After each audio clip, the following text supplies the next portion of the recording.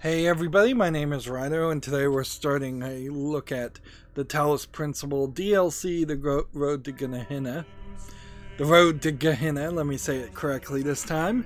So, this game came out in 2014. I covered it basically brand new on a laptop that definitely wasn't brand new.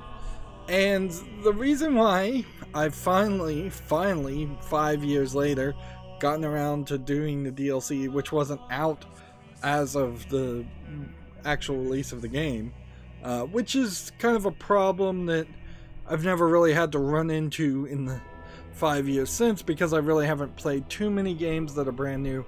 The Witcher 3 would be like the one exception there of something that I covered brand new and then more DLC came out. So, what's going on? Why am I playing a 5-year-old game? If you don't know my channel, that's kind of typical. Although, often I'm covering games that are much older than 5 years. But also, specifically for this game did not run great on that laptop, video card wise or CPU wise.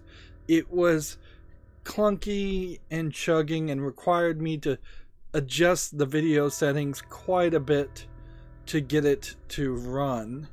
And now, 5 years later, the Open Broadcast software has just updated and basically completely rewritten their encoder software. So I needed a game to test out the encoding software and see if it will work.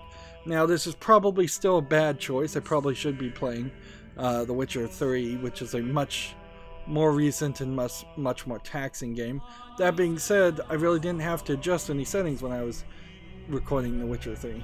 So let's kind of give the options here. All the settings, for the most part, here are what they were when they were running on my laptop. Now they're running on my current computer, which is mostly notable with an NVIDIA GTX 970, which is a defective card. There was a lawsuit. Supposedly you were supposed to get a rebate back from it, settlement check. I never received one, but I never do when I fill out those forms. But basically, 3.5 gigs of the 4 gigs of video RAM in it is the right speed, and then the 0.5 is the wrong speed. It's much slower, and that seems to cause some problems. Particularly, I've noticed since building this computer and having it run the GTX 970, whatever is in the Lego Telltale video games, not Telltale, but Traveler's Tales, TT games, whatever is in the Lego games causes none of them to work on my computer, and Resident Evil 4 and Capcom Resident Evil games don't seem to work. Everything else works perfectly fine. And I am right on the cusp of buying a new video card, so there's a certain issue there to also notice. What does this have to do with the game? Not a lot. We'll be playing in first player on slow to start off with the highest field of view.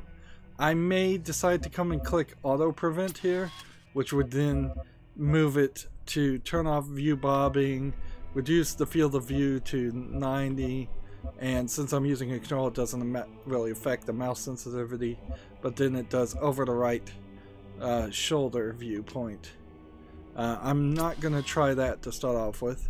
Keyboard and mouse, we're just using a Xbox One controller, which is a major improvement from the last time I recorded Talos Principle. I'm also using a Blue Yeti microphone instead of an Xbox 360 microphone headset plugged into an Xbox 360 controller. So everything's been upgraded over that 5 years to what is, I think, a reasonable starting point for a small-time YouTuber, which is pretty much all one can be these days when covering video games. Yeah, I'm not going to change any of this real settings. Subtitles will be on. And I might turn up the terminal font size a little bit bigger. I'm looking at this on a TV that is about 10 feet away. It's about a 30-inch TV, so sometimes text can be a little bit bad, you know, small. We'll have the default Elohim voice, although there are some other options here. I think author very possibly might be some developer commentary, but I'm not sure if any of that would really play well in the DLC anyways. And we'll be using the default model, not Serious Sam. This game is developed by the people who make the Serious Sam games, and kind of surprisingly, they haven't released any new Serious Sam game. Direct 3D 11 is kind of old at this point. This was the rendering settings I had everything enabled with, and in under performance everything is at ultra, and max frames per second is at unlimited. If I limit it down to 60 frames per second, which is what I'm recording at and what YouTube can play, that actually makes it look worse. We'll use the standard color scheme. There are some other color schemes that you could certainly try if you wanted to make it look a little bit different. I'm not really sure though if any of these would really help too much with color blindness in general. You might have to play with it, or there might not be any options there. I've got all the audio set in the Windows volume control, so I'm not going to change any of that. Everything will be in English. And so what we're doing here is we're going to play this DLC, and we're going to see if there's any videos problems. What particularly there were was, like, what is the phrase? The grass would cause lagging. Excuse me. The foliage would cause a lot of lagging and hitching up, and it would be very jaggy on the edges, not smooth.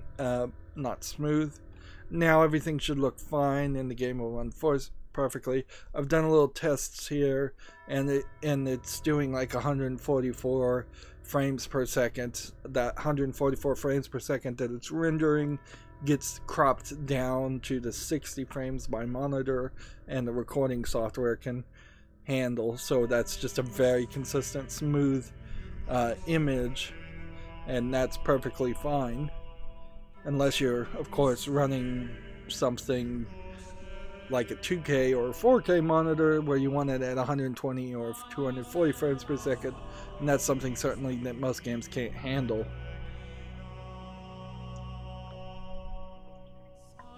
Excuse me as I drink some water to try to avoid coughing some more. A lot has also changed on my channel, certainly. All of this would just pop up the Steam overlay, which I don't have on. I guess I could turn on the automated benchmark test. We could see what that is. What would the 60 seconds? Let's start this benchmark and just kind of show off. A lot has changed on my channel too. Like, when I was doing this, here you can have see the characters just running around like crazy, and there's a cursor in the middle of the screen. I feel like some of this has been added compared to the version that I played, but it's been so long I would have like no clue if that's true or not. But yeah, when I was covering this is one of the first series I ever covered, and it was more introspective, and the Elohim God talking to his robot simulation child, creation. You are risen from the dust, and you walk in my garden. Like, I remember Hear now my voice, and know that I am your maker, like, and I am called Elohim. Seek me in my temple, if you are worthy. so like my first video of this, I think I was putting subtitles on each video, and it was titled "Already Arguing with God" or something like that. And then in the first 5 minutes I was trying to be more of an internet personality. Now I've kind of embraced a new slogan of cool complete, calm, collected. I don't know what my phrase really is that I decided on. It was 3 C words. Complete, calm, and something else. So yeah, the average frames per second here, even in that, was 70.2, which I saw it a lot higher when it was on, but maybe it's just an average there. So now I've become critical. That's another one of the C words. A lot more critical and looking at games, and kind of after playing 50 games, saying the same thing gets a little boring, you know, and repetitive if you're just saying this game is good, this game is bad. So I've had to dig a lot deeper and say this game is good because of this game is bad because of that. And if I don't have some follow-up comment there, I'll often stay a little bit silent. We've taken way too long to start here, so let's begin this game. We're gonna play it all the way through. I don't see a reason why I wouldn't, but also I've kind of abandoned the idea of getting full achievements. So like, I don't think I could ever really justify coming back and playing the main game for all the achievements. I've got so many games on Steam now. Like, when I first covered this game, I barely had like 5 or 10 games. Then I started getting into the Steam sales, started buying more and more, and now I have over 1,000. I can pick and choose, and I can decide when is a good time to cover this type of game, when is it a good time to cover that type of game. I can have an entire month in October dedicated to horror games, and then I can have a month in May dedicated to Star Wars because of May the 4th be with you. And so I've done a lot of that too. As for the story, I guess the primer here would be that it's slight spoiler for the first game, and I've also changed how long episodes are going to be, so I'm making 30-minute episodes, and people seem to like shorter episodes. Let me know in the comments if you don't. Personally, I'd prefer to do hour and a half things, or just straight streams, but that just does not work on YouTube. It does not cause people to subscribe or click the notification bell or thumbs up anything if you just stream once, because too many people miss it and then it's never promoted by YouTube. So but story wise, in the Talos Principle, you wake up as a robot that's a simulation. You don't know any of this at the beginning. You really don't figure out what's going on until you don't really figure out anything until the very close to the end. But you wake up as a simulation in the form of a robot. Every time you fail, that simulation dies and gets replaced by another simulation that just fast forwards to a checkpoint. You're solving these puzzles to get these Tetris pieces. The puzzles are 3D environmental puzzles to get from point A to point B while avoiding certain obstacles, mostly by using about 3 items, laser puzzles and a jammer item and the box. After you get enough Tetris pieces, you can unlock items, so you have to unlock those 3 items to use first, but eventually you unlock new areas to get more pieces to eventually get to the end of the game. Throughout the course of the game, you have Elohim talking to you in a bold, loud, booming voice, and you'll also see glitches telling you straightforwardly, pretty quickly, that you are in a virtual reality environment and not some kind of relative normal world. Now, there really isn't a lot of indication that you have to believe there is a real world until closer to the end of the game also, but eventually you do find out there is. You also have these terminals beeping at you, and then the terminals, you have basically a Satan to the Elohim God character, who will ask you certain questions, and you'll get certain prompts to basically have a choose your own adventure, either a personality survey or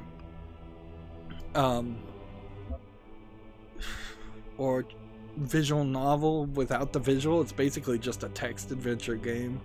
And at the end of the game, you then pick one of two endings, where you either accept Elohim and have all of the data that is in the mainframe that Elohim actually is uploaded into your consciousness, or you reject Elohim and you take the Satan character also uploaded into your consciousness. I think you kind of do both. Let's do this prototype actually instead. Let's not start with episode 1 here. This is some DLC that didn't happen. Now, see, the reason, as somebody who has a slight understanding of programming and making of video games, the reason I can tell you immediately why this game is programmed kind of poorly is because it's not using a standard visual engine that people have put a lot of time into it. It's using the Serious Sam engine that people did put time into it, but it's not Unreal, it's not Unity, where there's been hundreds if not thousands of Unreal and Unity games made. Also, all of these textures are incredibly detailed. Little spots and dots here. I'm not really seeing a lot of repetition here. There's a ton of geometry being depicted here. This isn't just a flat ceiling, it looks like. This looks like this has got full lighting and shadowing that kind of tilts and pans as you move. And I'm playing right now on slow movement, and that is probably too slow. So yeah, on my poor laptop, it was a little herky-jerky. Even right now, it feels a little herky-jerky. So here's puzzle set 1. So it was this foliage that was causing the biggest problem. I would spin around or walk around the corner, and then it would be very fragmented. These purple walls are, if we're going to just be critical of a game, they indicate no level of safety to them. So I could see somebody feeling like they can't walk through here and that they're blocked until they can figure out a way of turning this off. That's not the case. These are simply barriers that stop you from taking items outside of the puzzles. But then there are later puzzles where you get around those barriers. So you manipulate the system even that way. So yeah, I would call this a game. This is not what jammers look like in the final version. I would call this game probably a great tester game for pushing graphics. So you can't use the jammer on the purple things, but I can show what the purple walls do. They just stop you from taking things with you. Otherwise, you have the jammers in these blue walls that stop you but don't hurt you.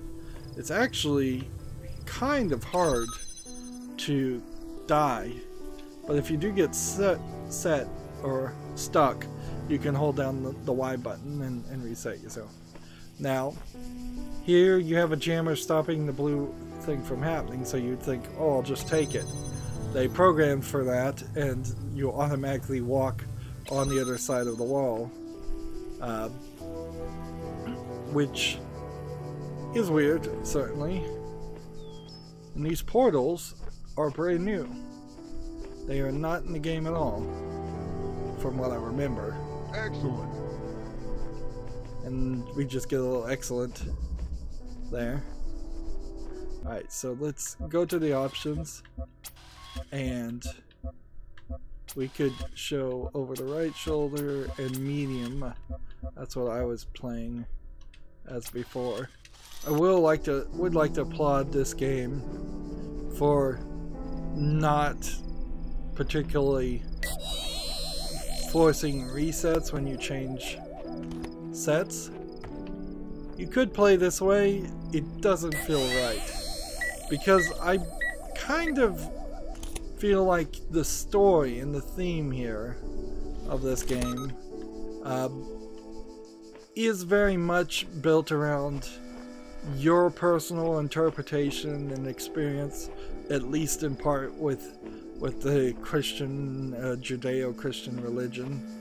So now this gun will shoot me, but it's not looking at me, so I think I'm safe. Actually though, I kind of need to do this. Double up on this, so it's on the other side, just in case. Wow, that is way too easy.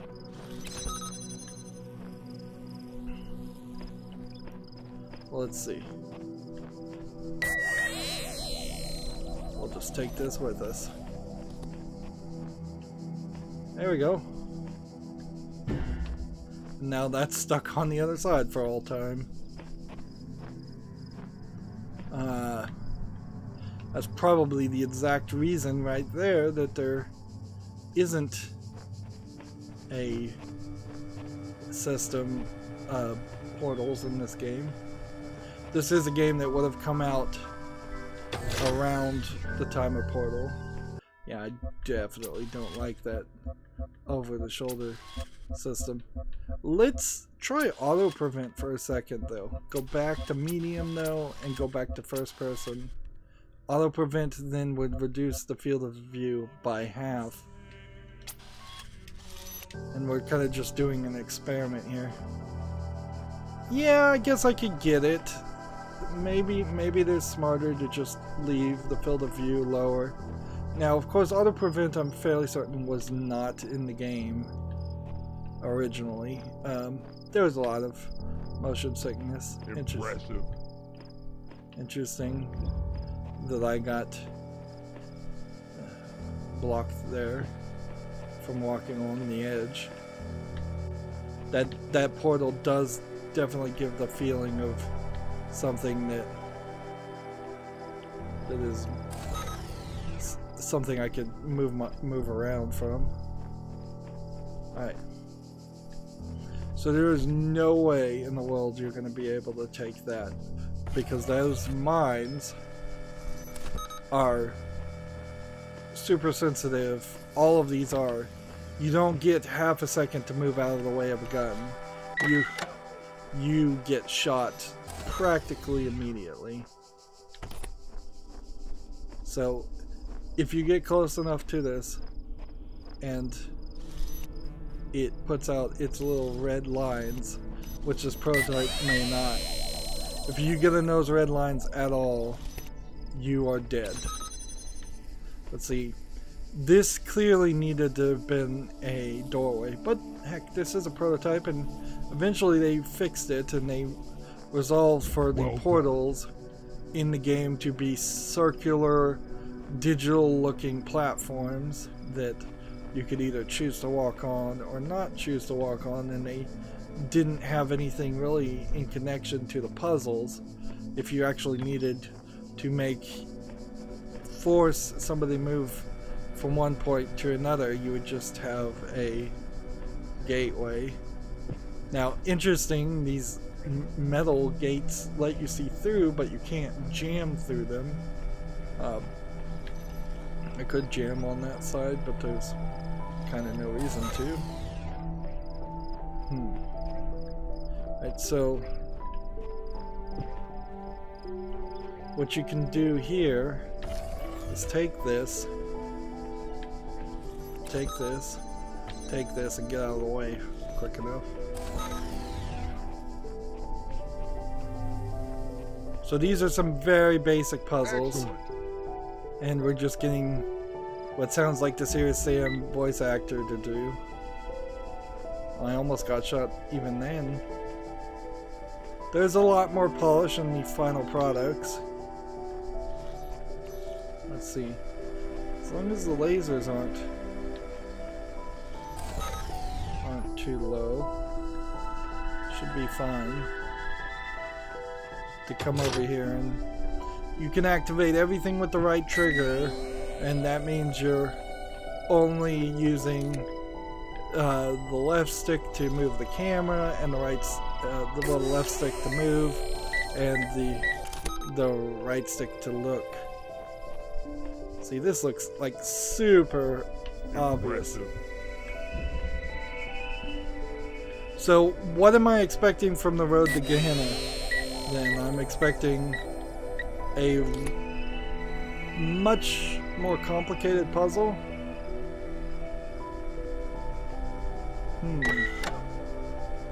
Let's see. I don't get this. There are times when you do have to move around like this.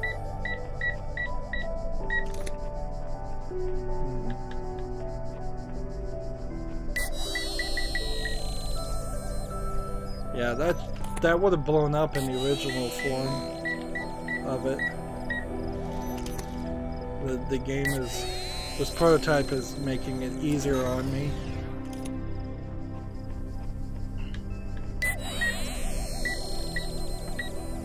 Here we go. And frankly, in the main game, you don't spend this short of amount of time doing these kinds of puzzles. You have a lot more build up to getting to the mines. This is a very simple game. It is just trying to teach some very simple ideas. Here's a gate that needs a key. They introduced that. A lot of these things don't even feel like they are actions or items that are actually even designed for the Talos Principle proper. They are clearly experiments for a new Serious Sam game.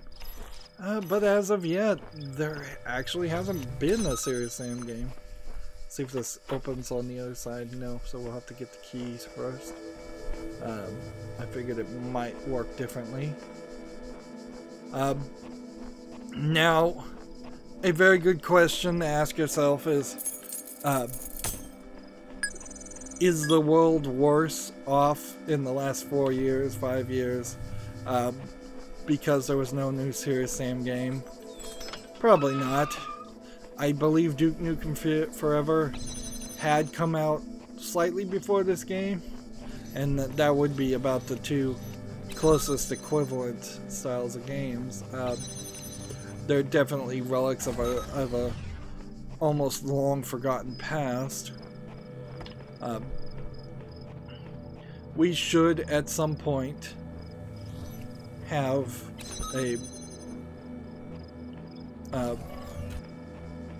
should see something with the Serious Sam franchise. I think there's too many of their games are just straight up on sale on Steam to not at least make a not even AA but single A tier style game just to keep people remembering that it exists.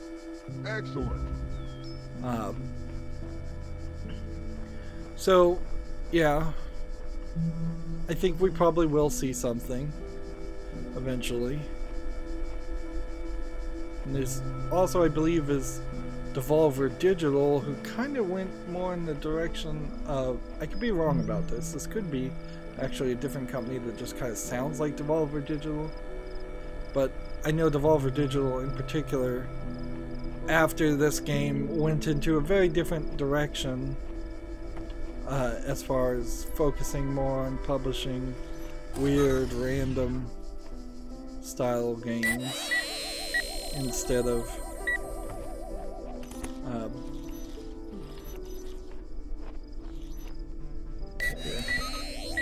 here we can get these two to fight each other if I decide to do that. So if I just take this one because it's double jammed and just go ahead and jam that or put it down, and then I take this one off, these two will decide to blow each other up and then they're gone. Apparently mines do not like hostile. They don't like hostile machine guns. What does any of this really have to do with a server? I don't even remember in the story.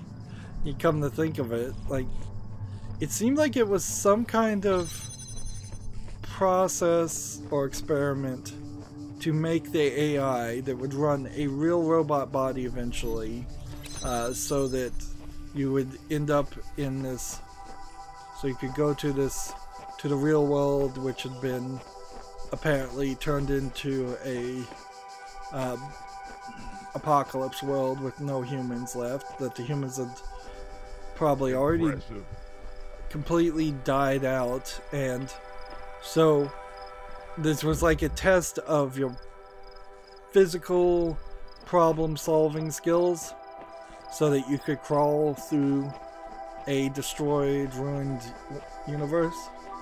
Unfortunately, when you look at this game and you just see how it is kind of repeated and intentionally designed to look like a computer game, but that's kind of a cop-out of the game design too, it's pretty obvious that you're not, without putting a lot of money into it, going to do a great job depicting something like the world from Last of Us, or well, I don't even know another good example. One thing I could say though is I don't know if there's a good reason to have faith that the makers of this game could do that. Obviously I need a jammer up here, I guess.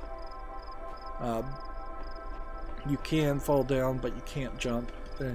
The other buttons, A, B, X, don't do anything.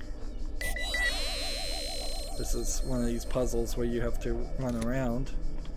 And yeah, I've really not lost it. This is always an issue, certainly with playing games you've already beaten, is that you can often end up not having too much new to say, and or not having really forgotten how the game was solved. So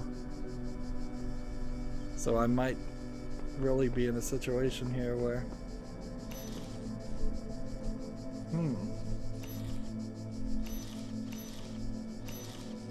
there's something here.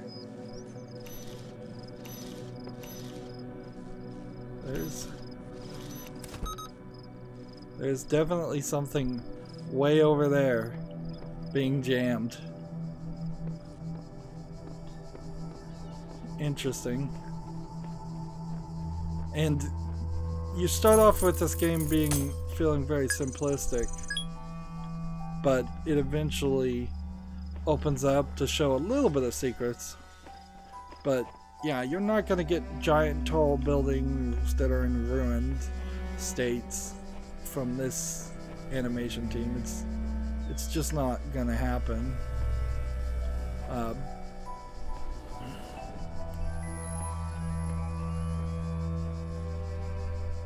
See, and jamming this though doesn't open up an invisible wall. There is an invisible wall in the main game. And yeah, the road to Gehenna is going to be about saving all the AIs that died or got left behind. Would be my guess. There we go. So we can now unlock that gate without getting shot. And so this is kind of a false thing to trick you. Well done. 16.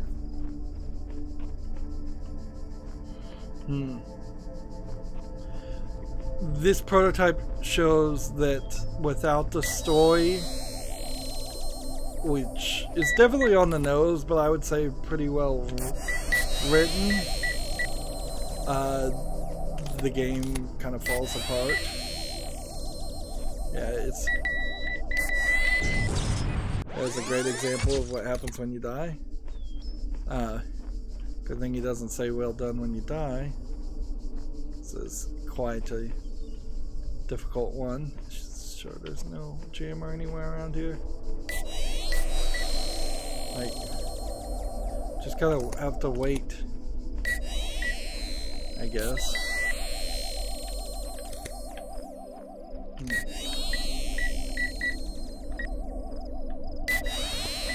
Seriously?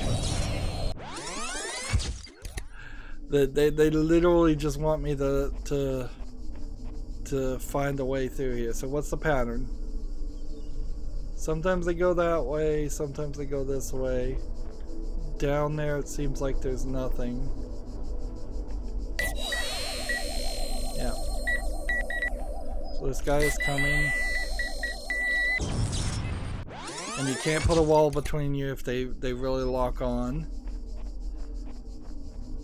Yeah, but without all the heaven and hell talk, it really is kind of nothing of a game. And it really is stealing some laser puzzle ideas and other things directly from Portal.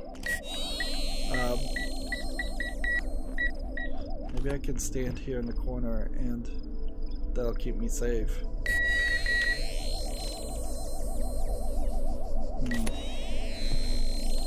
Okay.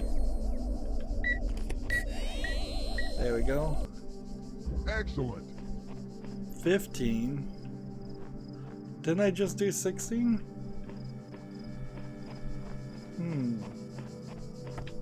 Like, the main game is definitely way further around.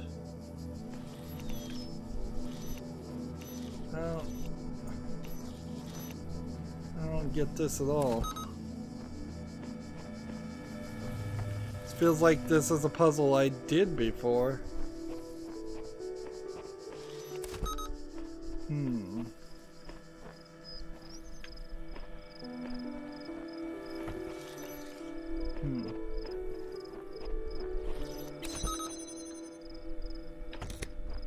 We really don't even need... I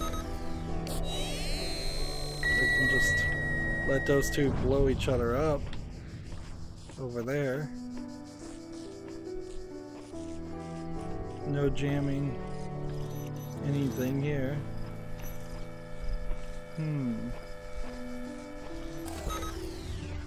Yeah, these levels are starting to feel really repetitive.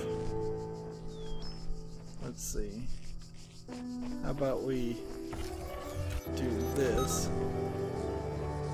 And we do this. And then we do this. And then we do that. That way we're perfectly safe.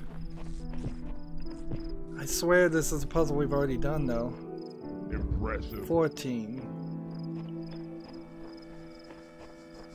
Let's see.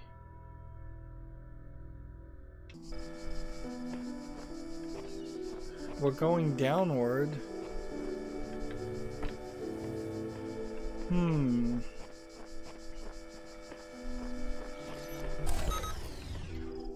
I feel like this game, the Road to Gehenna DLC, and we don't need to look at the demo because that really is just a demo of the Talos Principle, which we had already played. I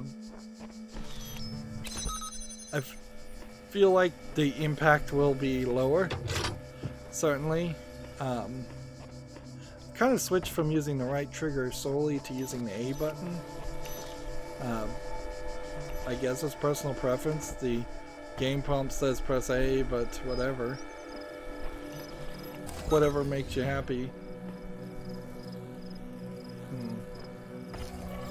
Let's go and do this. There we go. And do that. Yeah, this doesn't feel old. So, seems like we're getting closer and closer to whatever that visual glitch is. Well done. 13.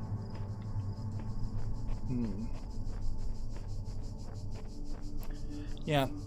It's going to be really hard to get into the idea of this game when it's been 5 years since you played the main game. But it's also really hard to justify playing the entirety of what is a pretty long game, puzzle game, and it still doesn't really fall, I think, within the level of quality that you would say.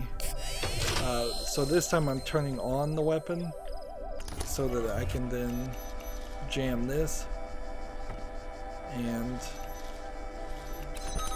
then let the two fight it out.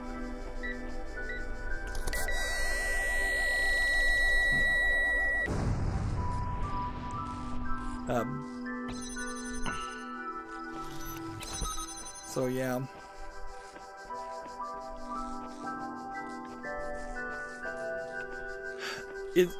It's been real nice running a YouTube channel. Excellent. Where you could go back, where I could go back and play a lot of games that I had played, but a lot of those games were games I had played, frankly, from 10, 15, 20, 25 years ago. A long time ago. 5 years is just not enough time to forget the memory of knowing how to play a game. Very possibly that never gets forgotten. But it is not also it is also long enough to at least not completely remember the storyline. So you're in this weird middle ground where that emotional point and that enjoyment level that you had in the old days is long since gone, but the excitement of something new is also missing. I suppose it's probably a good thing that a Talos Principle hasn't been like sequelized. That there could have been a Talos Principle 2 that came out a year later, and if it came out a year later, it would have been fine. But if it came out now, 5 years later, this is, I guess, also the point where you have to scratch your head and wonder, what are these developers actually doing? Because 4 years is about the right amount of time people get to make a game, and this was kind of a simplistic game in the first place, so making a engine upgrade in 4 years to make this run smoother and have more variety, that's something that probably should have happened. There we go. So we're done. See, that's weird. That is really weird.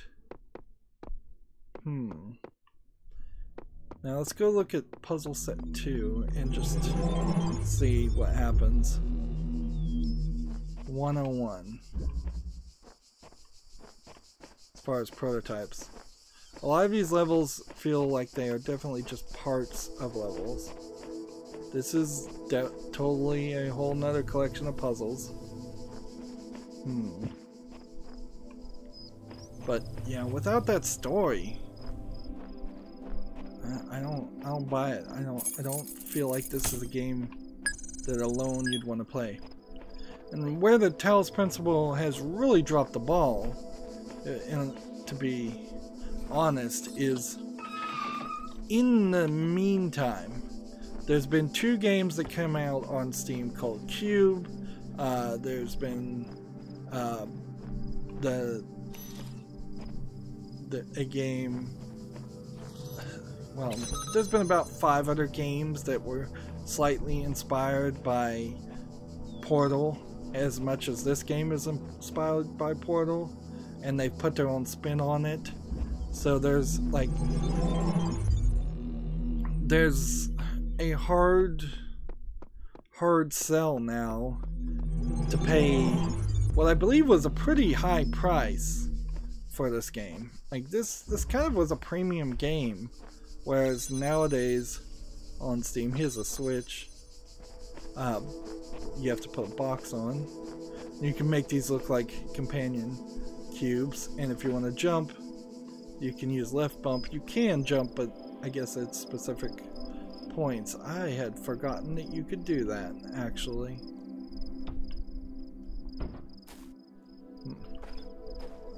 Oh yeah, you do jump. You can jump at any point you want. It's just not on the A button for some insane reason.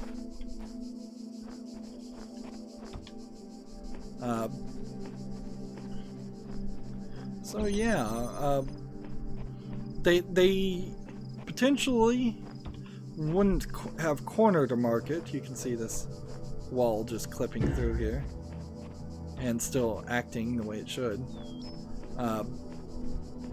They could have potentially cornered a 3D puzzle environment market after kind of knowing that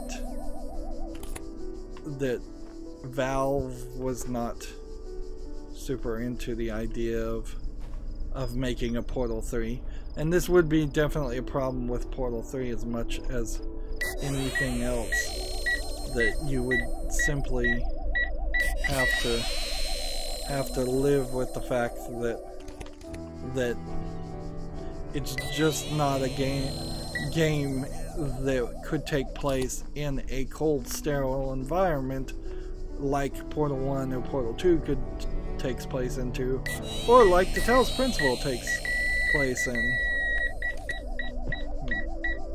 I have to move really fast there.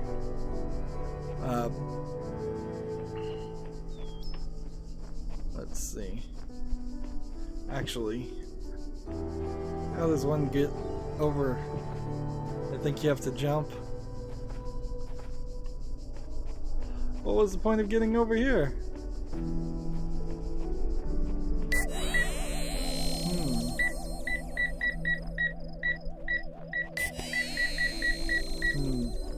A lot of times in which I did things like that and it caused a mess.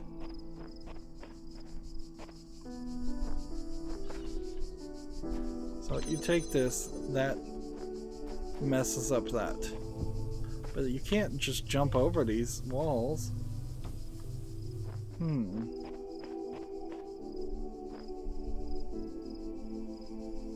So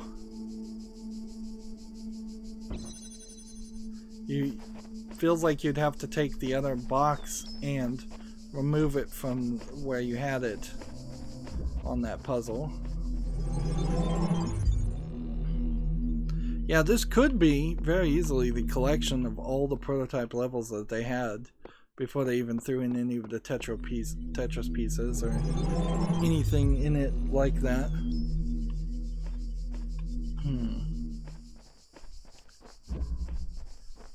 And this really is just kind of a collection of everything.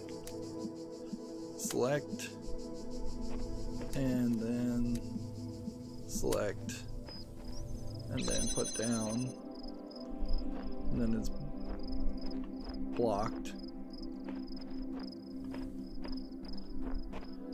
Because I did that wrong. I'm supposed to select this one and connect it with this one and then put it down. If you let that charge up, it'll activate something. There we go. And then you can select this and this and this, put them all down, and everything is charged. And putting a portal like that, again, you have to inspire confidence in the player that that is the right place to go and that it's safe to go through a portal like that. And I would even say these portals, they for the most part inspire confidence. You don't assume that it's going to just immediately murder you if you stand on it. But it does definitely have a Matrix-like feeling to it. They added these ladders later as a way of fixing bugs that they found so that they're one-way positions. So in case you need to get somewhere. Right. So, yeah. So I need to potentially fling something, fling a box, so it can't climb while you're carrying things. So I think that one's actually stuck in the ground. So we need that. We need a box to break. This actually has a ladder on both sides. Need the box to break the line of the laser sight fast enough so that we can cross through it. But I'm not actually sure how you're supposed to do that, because it doesn't really work that way.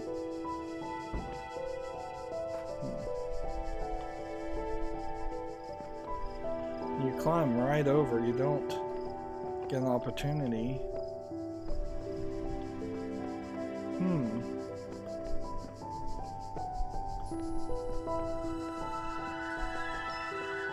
So unless it's a matter of getting the boxes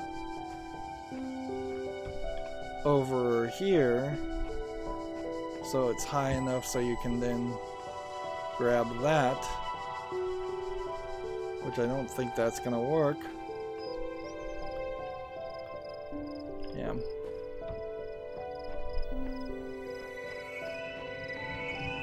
There was something more to this.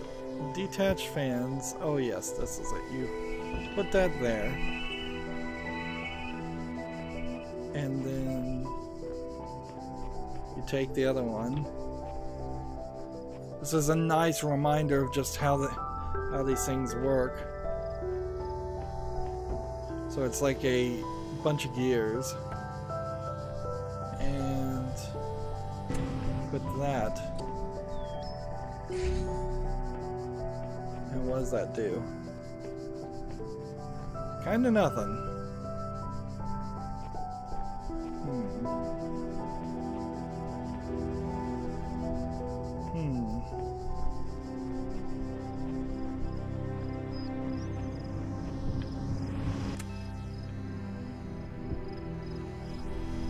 Like, you don't change anything.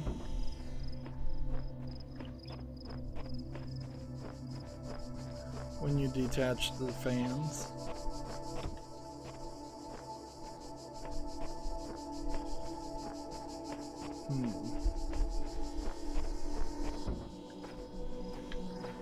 This is, I mean, you can, I guess, get up to that point, but then I can't really grab the fan at that point. So how's that helpful?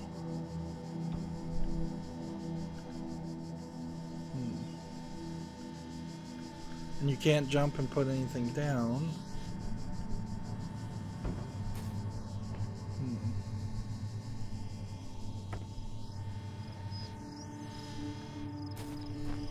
And it's not really smooth enough that you're supposed to be able to do something like this, where you just screw it up.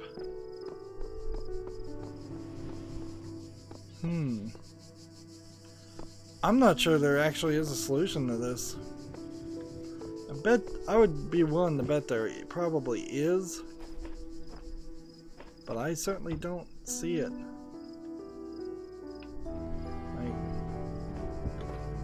not going to climb up here. You can't interact with these projectors in any way.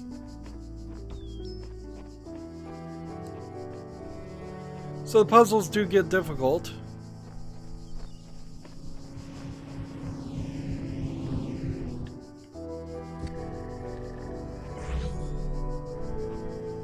It's not like there's even a place where this would land. Well, that would make sense.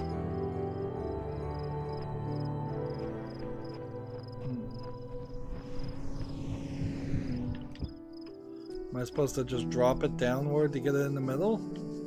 Apparently. I don't think this is a puzzle that was ever implemented like this. I don't recall there ever being anything like that where you have to fly while carrying a brick, and we'll just put that right there. That's not gonna work.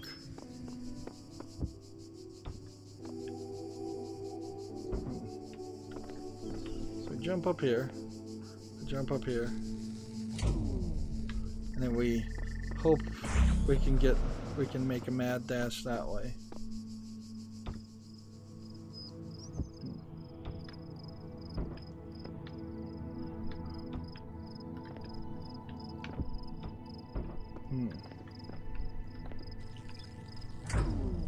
Okay, so run, grab, doesn't work. Still not fast enough. Jump, get on the side, take off the fan. And apparently I accidentally walked into 402. So let's just stop there. Yes, stopping the game.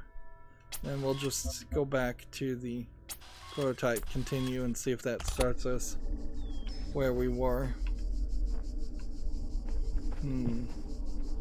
Yeah, I don't see a reason to... Like, I don't see a reason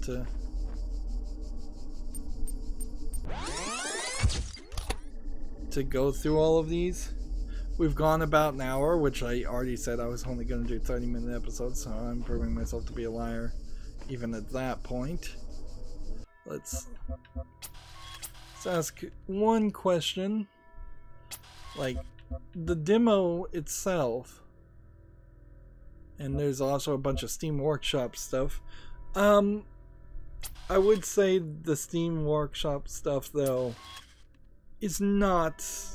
Nothing ever came out of that was so amazing and so good that it was a big deal. With the small exception of some Fallout and some... I don't know if these guys were in the actual game. Some Fallout game mods and some...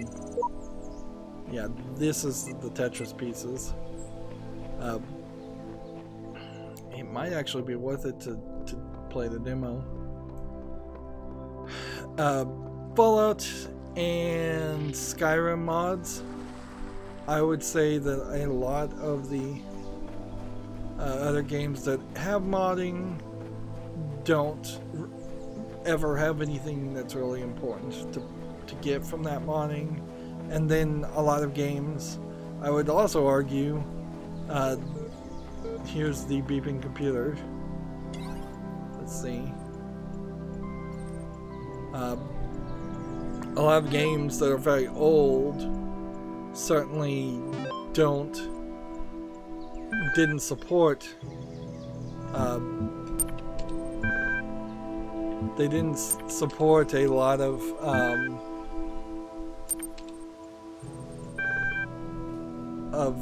mods. Like old NES games certainly didn't support mods, but there's tons of mods of Super Mario Land.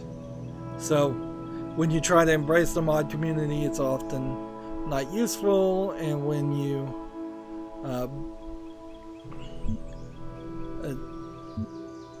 don't, it often also doesn't work. So this Milton Library Assistant is the character you're talking to through these this whole time. Set mode goal, set mode demo. Okay. So, let's exit all of that. Funny you have to type in exit to exit. This looks a little bit better. You do get several other areas that are tested out in the Talos Principle. You get areas that look like deserts and pyramids, castles. It does all seem to have a very grandeur-esque theme to it, but it's not very consistent, and a lot of this area looks very much like it's a area that's already in the main game. So I don't know whether it's really worth it. Also, this game barely has any collectibles. While it does look nice, you'll quickly find that there's just a either infinite drop off in the cliff, or you'll run to the edge, and when you get to the edge, you'll either just start to hear this. And you're actually underwater here. You don't do that in the demo. And it just says this phrase over and over again. It's cool to listen to, but kind of means nothing unless you understand that the words he's talking about are computer language and programming. Basically, Elohim is a supercomputer AI that has decided, confused himself into thinking he's a god, while also being kind of limited in a lot of ways. And you can just follow these things, and I forgot about these. How do you solve a problem that extends beyond your own lifespan? That question may be the essence of civilization. The only answer I can find is to initiate a process, to create an environment in which the solution will occur independently of yourself. But that requires a difficult sacrifice. Letting go of your desire to bear witness, to exist at the center of the cosmos. To participate in the project of civilization is to accept death. Oh, Alex, you're such a fun person.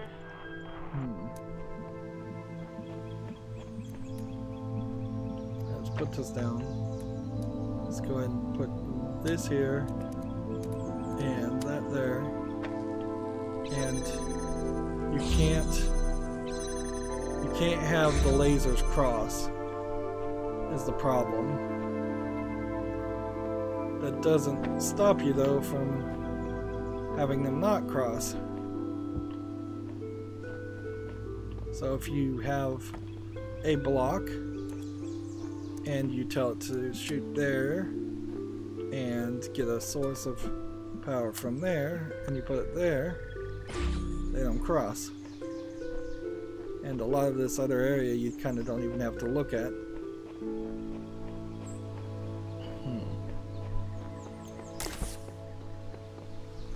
Alright, well... Behold, child, you are risen from the dust. This is what they say at the beginning of the game. Garden. Hear now my voice, and know that I am your maker. It marks off when and I am got. called Elohim. Seek me in my temple, if you are worthy. You see these glitches too? Let's see. I just don't know how long this would really take, because it seems like there's probably more than just one puzzle in all of this.